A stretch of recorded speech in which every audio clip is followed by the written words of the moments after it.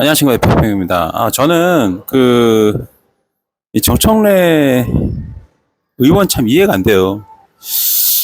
물론 이제 본인이 지금 느끼기에 전당대회를 기점으로, 앞으로 내 정치 생명은 끝났겠구나. 그렇게 생각할 수 있어요. 그렇게 생각해서 그런 거라면 공감은 갑니다. 아마 이번 전당대회에서 압도적으로 이제 과반으로 이제 당선될 거라고 생각하셨던 것 같아요.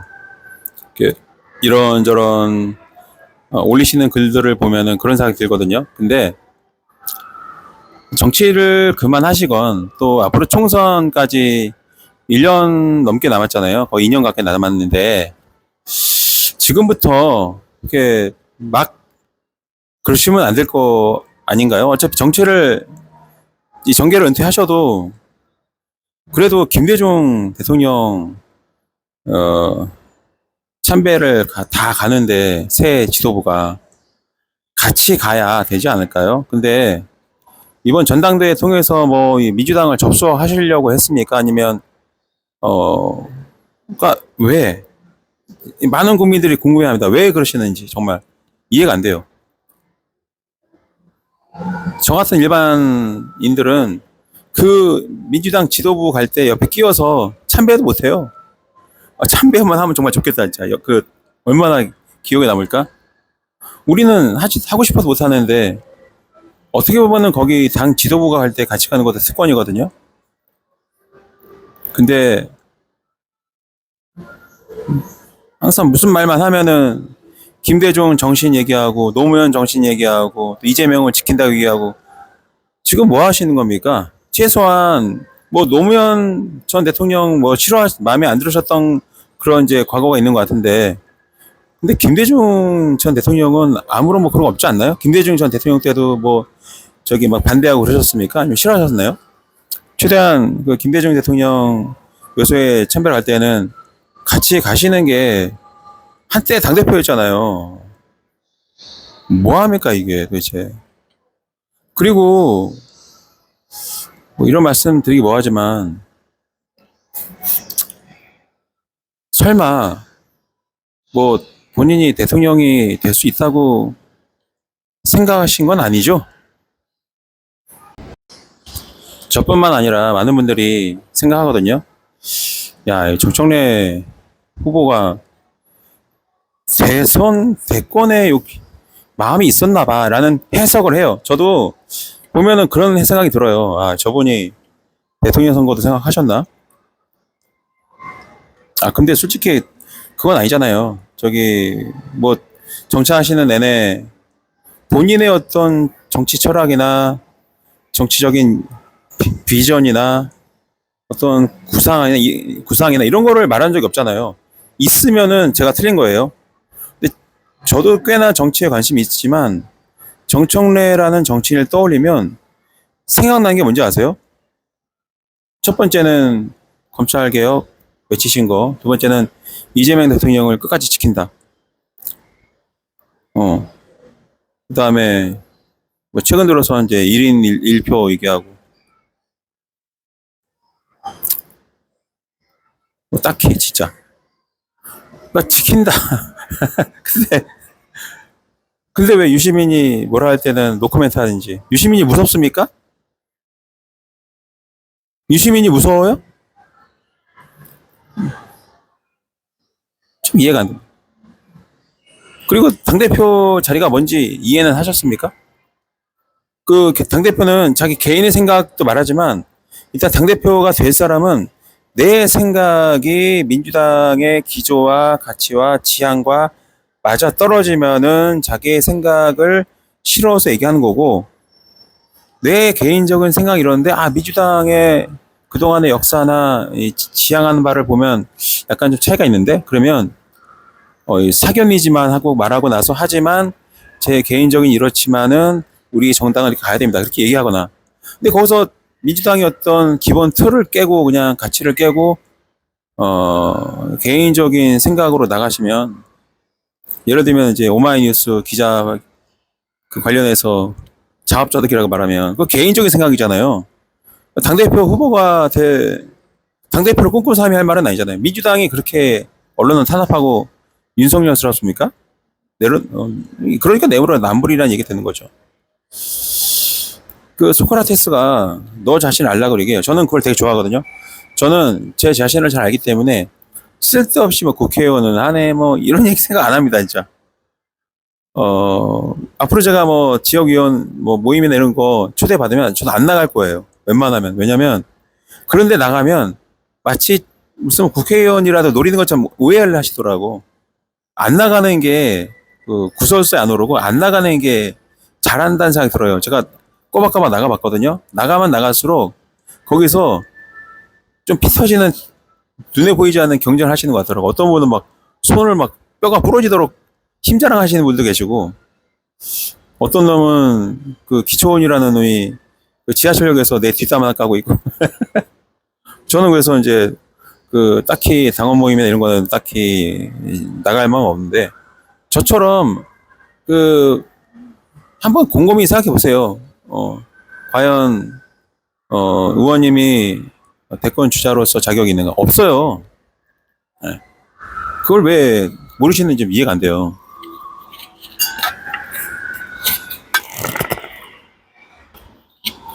확실하게 없거든요. 완전히 없거든. 그 대선 주자하고는 전혀 거리가 멉니다. 근데 왜 그거를 모르시는지 좀 이해가 안 되거든요.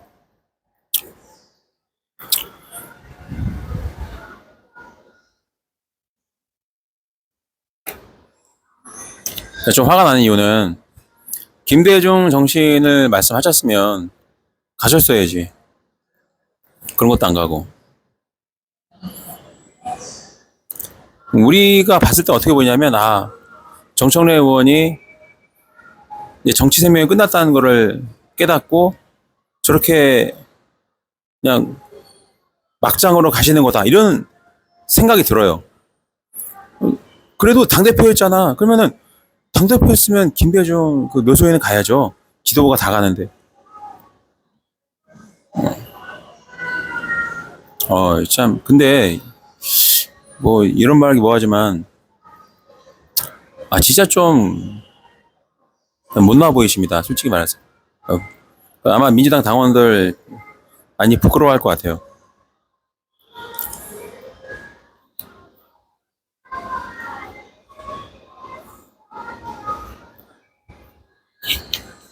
근데 항상 정치 방송 하다 보면 이 풍자와 해악이 없으면 안 된다는 생각이 들어요. 그래서 충남 금산이라고 하셨죠? 고향이. 거기 하필이면 정명석이 있다고 그랬죠? 근데 요즘 전당대회에서 선거운동 많이 하셨는지 얼굴이 많이 검게 타셨더라고요. 살도 좀 빠신 것 같고. 근데 저 이거 절대 정명석이랑 정청래 의원님이랑 무슨 관계 있다고 말했었는데 이거 절대 아닙니다. 아무 관계 없어요. 저는 정청래 의원님이 김용민 TV 나와서 하신 말씀 믿어요. 작은 아버지는 따로 계시는 거, 또 사진도 나온 거 저도 봤습니다. 보면서 제가 뭐 정명석이랑 정청래 의원님이랑 뭐 관계 있다 그런 얘기 안 한 거 절대 아니고, 근데 이 와중에 왜 이렇게 비슷하지? 뭔가 느낌이 얼굴도 좀 뭔가 비슷한 것 같고. 근데 사실 이런 거 있어요. 이 전라남도 완도 사람들이 다 비슷비슷하게 생긴 거 있어요. 그러니까 지역마다 그 얼굴이 있나 봐요. 제가 아는 분들이 몇 명 계시는데 뭐 직간접적으로 얼굴이 진짜 비슷하게 생겼어요. 콧대도 그렇고 여기 이 눈 있는 데도 그렇고 이마도 그렇고 다 비슷하게 생겼더라고. 그리고 뭔가 좀 이 종교에 연관된 분들도 많으신 것 같고, 뭔가 이 약간 찡그리고 있는 그 심각한 표정을 짓고 있는 정명석 씨하고 이 정청래 의원님하고 뭔가 얼굴이 비슷해가지고, 그러니까 이게 참 무서운 것 같아. 그 어떤 유튜브 채널에서 막 이제 그 관련성을 막 방송을 하는데, 그 얘기 한번 듣고 나니까 꽂혀가지고 자꾸 이게 좀 비슷하다는 생각이 들어요. 아무 관계 없으시겠지만, 이 지역 풍토색이 있구나. 그런 생각이 들거든요. 지역마다 그 얼굴이라는 게 좀 비슷비슷한 게 있는 것 같아요. 그 지역마다. 마치 뭐 동유럽의 사람들은 키가 크고 눈 파랗고 뭐 금발이 많고 백인이 많고 그렇고, 추울수록 뭐 파란 눈에다가 금발에다가 피부 하얗고 이런 게 많고, 더울수록 까맣게 타고 이런 게 많은 것처럼 충남 금산 그쪽이 뭔가 어떤 일 터지면 왜 나한테 전화 안 했어 이런 얘기 하는 것도 비슷한 것 같고, 그리고 나는 가만히 있는데 막 저 사람들이 나를 공격해 이런 것도 좀 비슷한 것 같아요. 뭔가 그때 나는 신이다 거기서도 그 정명석 그 신도들이 정명석 교주님은 가만히 계시는데 예, 다른 놈들이 와서 막 공격했다 이렇게 말씀하시더라고요. 근데 그 지역에 충청남도의 어떤 특색이기도 한 것 같아요. 그쪽 사람들이 항상 무슨 문제가 생기면 나는 가만히 있는데 저 사람들이 나와서 뭐 모함한다, 뭐 음해한다 이렇게 그런 얘기가 좀 통일적으로 있더라고. 참 신기하긴 합니다. 지역마다 특성이 있는 거니까 그건 이해는 하는데 참. 왜 자꾸 이 생각이 떠나질 않지? 나만 그러는 건가? 한번 그 딱 보고 나니까 자꾸 떠올라. 왜 이렇게 비슷한지. 아, 죄송합니다, 진짜. 추미애 도지사님. 참. 혹시 예전에 경기도지사 이재명 도지사 관련해서 민주당의 다선 의원들이 중진들이 여러 가지 막 고발도 하고 막 그랬잖아요. 경기도지사 내내 고생하셨거든요. 그리고 또 이 친문적폐에 회방으로 인해서 또 간발의 차로 그냥 대통령 한번 낙선하시고 다행히도 이제 정권 교체되면서 대통령 되셨는데 이 내란 일어나서 내란 일으킨 내란 수괴가 제거하기를 계획했던 사람들 중에는 김어준의 뉴스공장도 있었고 또 다수의 어떤 큰 유튜브 채널들이 포함됐었더라고요. 근데 그 와중에 정권 교체를 할 수 있는 우리 제목이 있었죠. 이재명이라는 큰 정치인이 있었기 때문에 이제 정권 교체가 됐어요. 어렵게 되죠. 만약에 이재명이라는 정치인이 없었으면 누가 당선될 수 있었을까? 없다고 생각하는데 나는. 지금 추미애도 그렇고 정청래나 뭐 김어준 이런 사람들 과연 이재명이라는 큰 정치인이 없었으면 대선 치를 수 있었을까? 아니죠. 정권 또 뺏겼겠지. 정권 교체 안 됐으면 윤석열 이쪽은 전부 다 풀려나는 거거든요. 풀려난 윤석열이 또 가만히 있었을까? 다시 또 정권을 잡았겠지.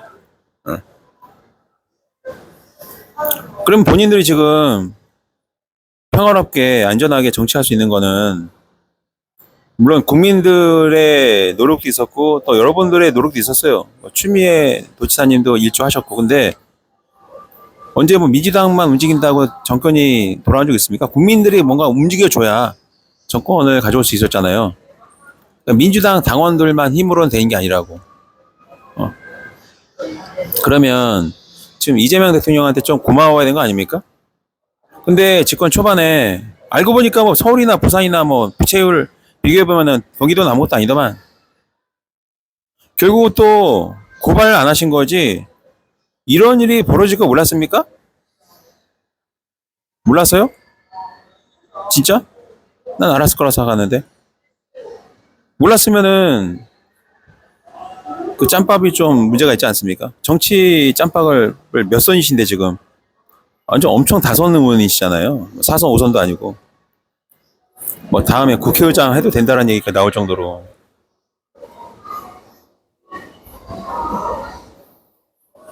아실 만큼 다 아실 분인데 근데 본인이 그렇게 딱히 뭐 그렇게 뭐 심각한 상황도 아니고 조금 다른 부산시나 이런 데 비하면은 부채 비율이 그렇게 높지도 않고 난 또 엄청나게 무슨 뭐 큰일 난 줄 알았는데 그거를 전당대회에서 터뜨리고 이제 이재명 대통령 고발하는 일까지 결과를 만드셨네요. 어떻게 보면 본인이 만든 건 아니지만 그렇게 결과가 생겼어요. 본인의 그 기자회견으로 기자회견 하는 거는 이제 추미애 도지사님의 자유지만 저는 그래서 추미애라는 정치인도 이제 끝났다고 생각해요. 만약에 그렇게 기자회견해서 딱히 심각하지도 않은 재정 적자를 엄청 과장해서 기자회견 함으로 인해서 언제든지 이재명이라는 정치인을 죽이고 싶어하는 세력에게 먹잇감 하나 던져주는 거 몰랐다면 그 수십 년 동안 정치한 게 아무 의미가 없다. 정보 감각이 빵점이었다. 하긴 그러니까 노무현 전 대통령도 탄핵 찬성했겠지. 그러니까 정치 감각이 빵점이라고 생각해요 저는. 그 판사 출신 그 외에 판사 출신 여성 판사 출신 그거 외에는 내놓을 게 없다는 생각 들어요. 왜냐면 지금까지 진짜 이상한 정치를 많이 하셨거든. 치명적인 실수를 많이 하셨거든. 이번도 마찬가지고. 이럴 줄 몰랐습니까 정말? 몰랐으면 정치하면 안 되지. 이게 나도 알겠는데 나도 그렇게 기자회견 보고 저러면은 이재명 대통령 죽이고 싶어하는 세력한테 던져주는 거 아니야? 이런 생각 들었는데 그 생각 못했어요? 못했으면 정치하면 안 돼. 그 짧은 생각으로는. 경기도 얼마만큼 잘하는지 한번 지켜볼 겁니다, 우리는 진짜. 그래도 오늘 우리를 즐겁게 만든, 어제와 오늘, 특히 오늘 우리를 즐겁게 만든 한 장의 사진이 있죠. 바로 이제, 대통령 비서실장과, 강원식 비서실장과, 김민석 당대표의 이 장면. 이게 바로, 당과 청와대가 하나가 되는, 그러니까 집권 여당과 집권 정부가 하나가 되어서 국가 국민을 위해서 강력한 그런 국정 드라이브를 걸겠다라는 이 상징적인 이 사진. 그나마 이런 사진이 있기 때문에 우리가 좀 희망을 품어보는 것 같습니다. 그동안, 그러니까 정청래가 1년 동안 당대표를 했을 때 이런 사진 한 장 있었냐 이거죠. 청와대랑 소통했나? 아니지, 그냥. 이게 바로 우리가 기다리던 그런 상황인 것 같습니다. 앞으로 김민석 당대표님은 이제 좀 힘든 일을 하실 거예요. 근데 한 가지 제가 전당대회 때 예상한 것처럼, 역시 밤잠 줄여가면서 스케줄을 내기 시작했습니다. 새벽부터 막 요소 가시고, 재현장 가시고, 그러니까 이게 진짜 환상적입니다, 진짜. 환상적이지.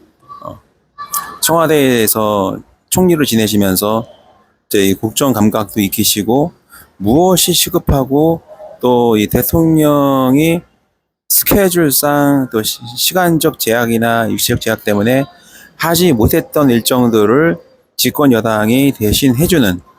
왜냐면 이 여당 대표가 재현장도 가고 하면서 대통령이 할 일이 좀 줄어드는 거예요.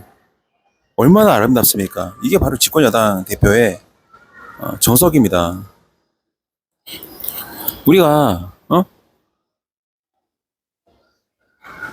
꿈꾸는 바람 상황 이거야. 그러니까 내가 상황한 거는 뭐냐면 이렇게 집권 여당의 당대표가 대통령이 솔직히 국정 운영하고 외교랑 국방 여러 가지 진짜 할 게 정말 많거든요. 심지어는 청와대 이 행정부가 관리하고 있는 이 정말 엄청나게 많은 기관들이나 조직들이 있어요.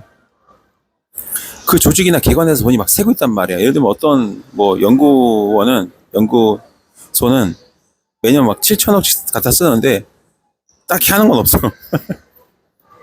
막 몇백억씩 막 하고 그것도 세금을 받아가지고 대부업을 해요. 대부업. 그런 일도 있고. 세금이 줄줄 샌다 이거죠. 이 줄줄 새는 세금 찾아내는 것도 물리적으로 불가능하다 이렇게 대통령께서 말씀하셨잖아요. 국무회의 때.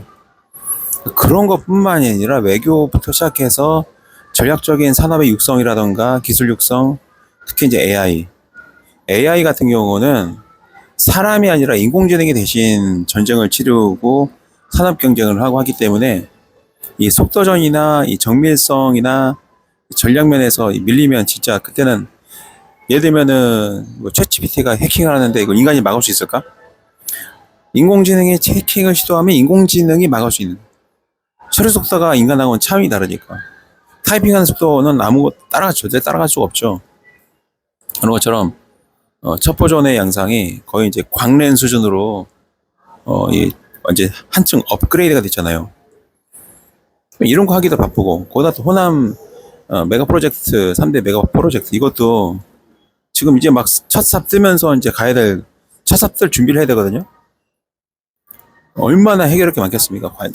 관계기관부터 시작해서 협력업체, 또 지역 어떤 또, 이 주민들과 어떤 또 동의나 합의가 돼야 될 것도 있고, 해결해야 될 크고 작은 이 일들이 산적해 있습니다, 진짜. 태산처럼.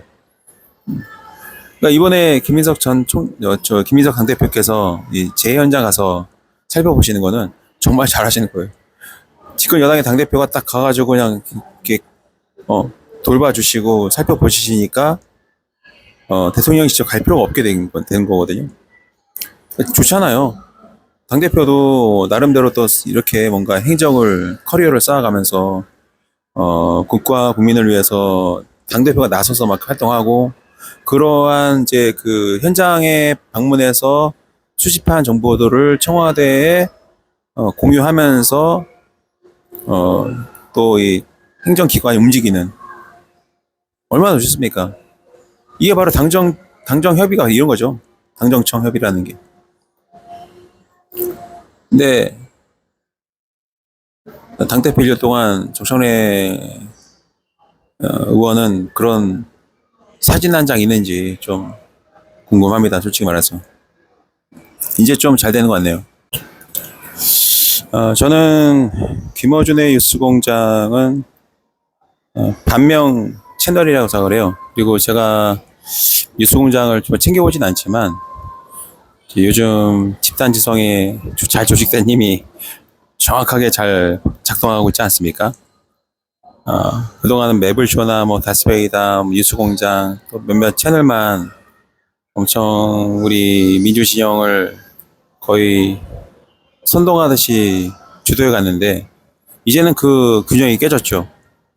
그리고 앞으로 우리가 김어준이나 뭐 주진우 기자나 홍사원 씨나 뭐 장인수 기자라든가 뭐 박시영 씨라든가 이런 사람들이, 뭐 황희두라든가, 이 사람들이 떠드는 얘기를 이제 귀담아 들을 필요 없다 생각을 해요.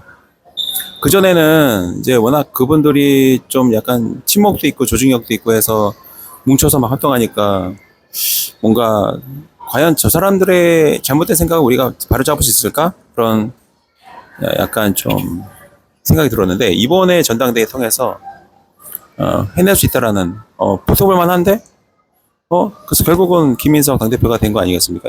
이 기세를 몰아서 민주진보 진영의 흔히 말하면 이제 기득권화된 이 변절한 유튜버 채널들에 대해서는 우리가 좀 정리를 하고 털어야 되지 않을까 싶어요.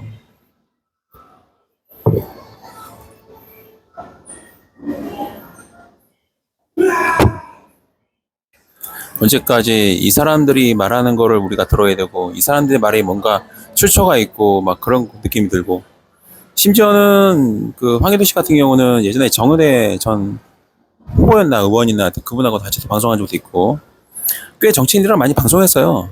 황희도 씨도. 그러니까 황희도라는 그 젊은 청년이, 20대 청년이 막 노무현 정신을 또 보수였다가 이 민주 진영으로 넘어오는 그런 기특함. 그리고 이제 한 10만 정도 될랑말랑 했을 때, 막 정원회 전 의원도 같이 그때 총선 후보 시절에 같이 방송도 한 것도 보고, 아마 정청래도 나왔을걸? 되게 많은 정치인들이랑 은근히 합동 방송 많이 했어요. 그걸 보면서, 이제, 참 괜찮은 청년이 잘 성장해서, 제대로 된 어떤 스피커의 역할, 더 나가서 정치도 하면 좋겠다는 생각 했었는데, 옛날에는. 요즘 이번에 전당대회 보니까, 사람과 사람의 어떤 관계가 두터워지면 그거를 극복하기 어렵나? 이런 생각이 좀 들더라고요. 실망감을 금치 못하고, 대신 하나가 가면 하나가 온다고, 황희도가 좀 기대에 못 미치기 시작하니까 정민철이라는 또 청년이 나타나서 급성장하고 있습니다. 제발 이 정민철 씨가 잘 성장하고 황희도처럼 이렇게 그런 길을 가지 않고, 정말 똑똑하고 객관적이고 합리적으로 잘 판단 잘해가지고 진짜 국가 국민을 위한 게 무엇인지를 정말 잘 진단하셔서 꾸준히 좀 올바른 길로 가셨으면 좋겠습니다. 뭐 윤석열 말을 따른 건 아니지만 저도 사람에 충성한 사람은 아니에요. 그렇다고 조직에 충성한 사람도 아니야. 어, 저는 딱 하나만 생각합니다. 국가와 민족, 국가와 국민.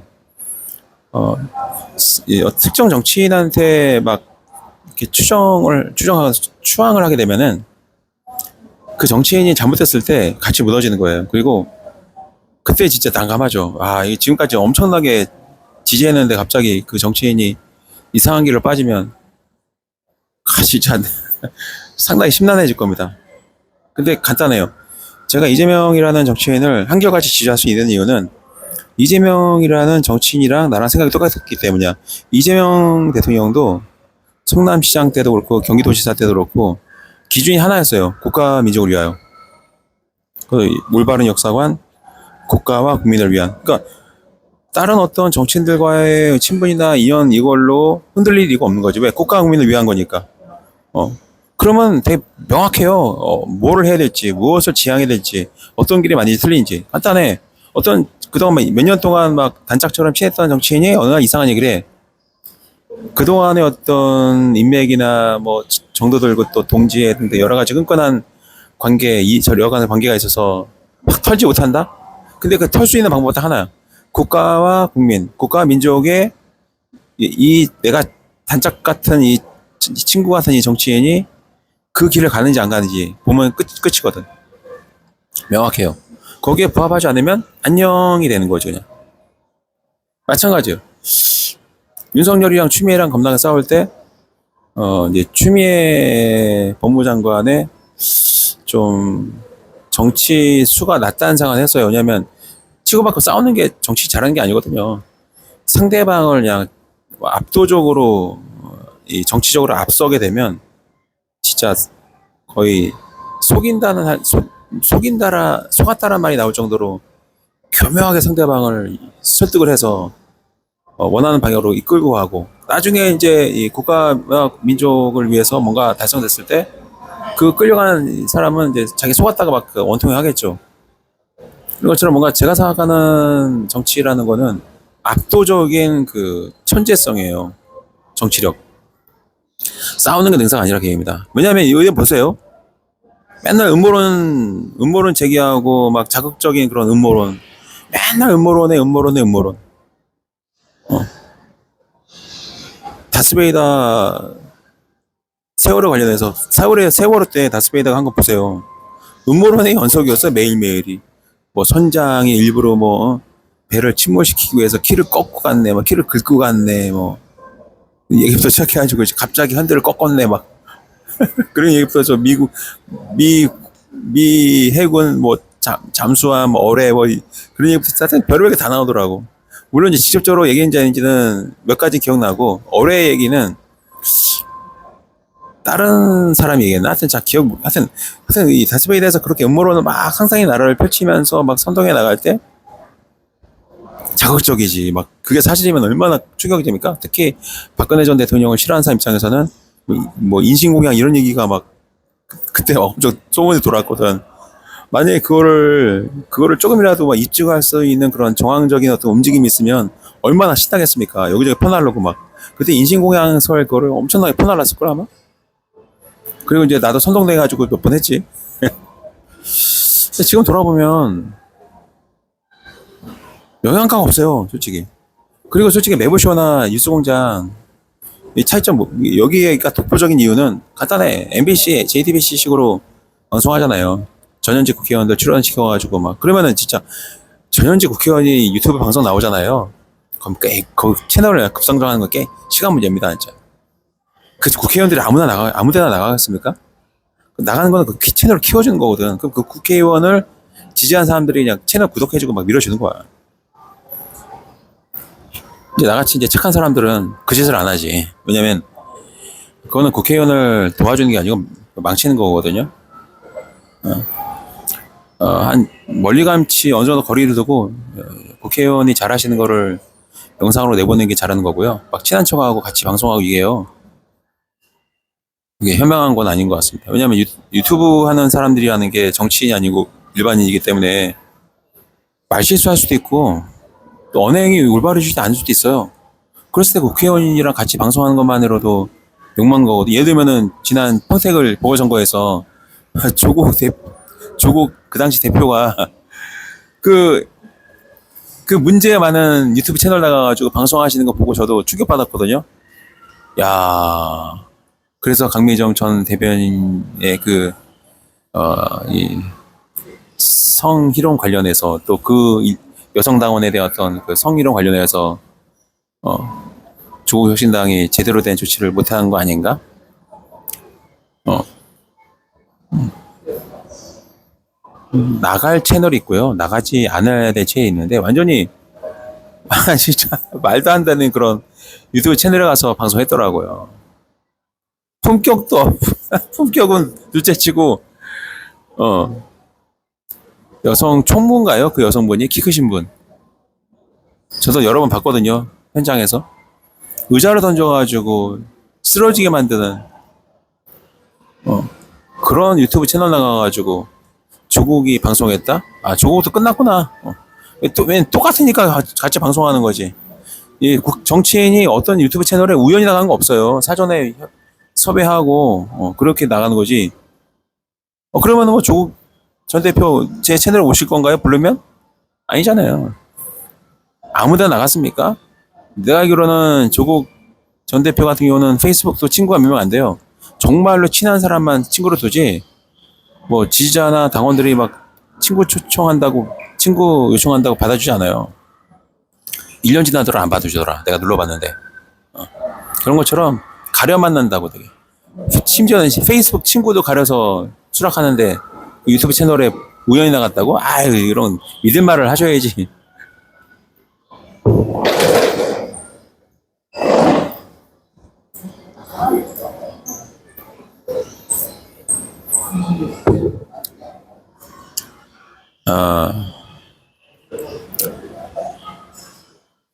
앞으로 이번에 친명 유튜버들 노무현 정신을 잘 계승해서 잘 조직된 깨어있는 민주시민의 집단 지성의 힘을 앞으로 계속 키워나갑시다. 저도 아무리 시간 없고 힘들어도 곤경에 처해도 이제 본격적으로 정치적 활동을 또 다시 재개했으니까 이 기세를 몰아가겠습니다.